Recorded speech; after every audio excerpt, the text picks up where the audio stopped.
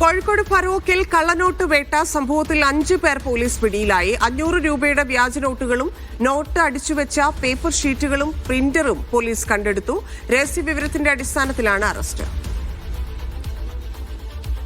അനീസ് അലി ചേരുന്നു. അനീസ, എത്ര കള്ളനോട്ടാണ് പിടിച്ചിരിക്കുന്നത്? എങ്ങനെയാണ് പരിശോധനകൾ നടക്കുന്നത്? തെരഞ്ഞെടുപ്പുമായി ബന്ധപ്പെട്ടുള്ള പരിശോധനയാണ്. ഇന്നലെ വൈകുന്നേരത്തോടു കൂടിയാണ് ഇങ്ങനെ ഒരു കള്ളനോട്ട് വിതരണം നടക്കുന്നു എന്ന തരത്തിലുള്ള പോലീസിന് രഹസ്യ വിവരം കിട്ടുന്നത്.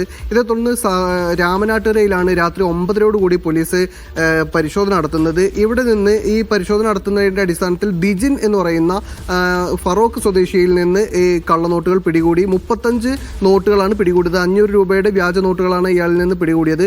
പിന്നീട് ഈ അതുലിന് കള്ളനോട്ട് എത്തിച്ചു നൽകിയ അതുൽ കൃഷ്ണ എന്ന് പറയുന്ന ആളുടെ വിവരം ലഭിച്ചു.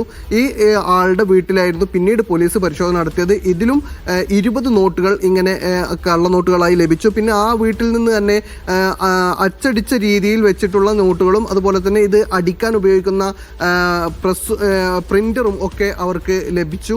ഇതേ തുടർന്ന് പിന്നീട് ഇന്ന് ഉച്ചയ്ക്ക് ശേഷവും ഈ പരിശോധന തുടർന്നു. ഇന്നലെ വ്യാപകമായി പരിശോധന നടന്നു. അങ്ങനെ 5 പേരെയാണ് ഇപ്പോൾ ഇതുവരെ പോലീസ് പിടികൂടിയിട്ടുള്ളത്.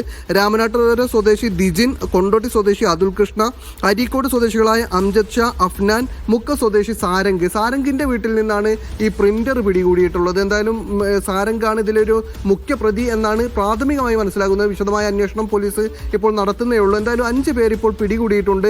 ഇത് തെരഞ്ഞെടുപ്പ് ബന്ധപ്പെട്ട് എന്തെങ്കിലും തരത്തിലുള്ള ക്രമക്കേടിന് വേണ്ടിയാണോ കള്ളനോട്ട് അടിച്ചത് എന്നൊക്കെ പോലീസിന്റെ പരിശോധനയിലാണ് ഇനി പുറത്തു വരിക. എന്തായാലും ഇപ്പോൾ അത്തരം വിവരങ്ങളൊന്നും ലഭ്യമായിട്ടില്ല. ധന്യ.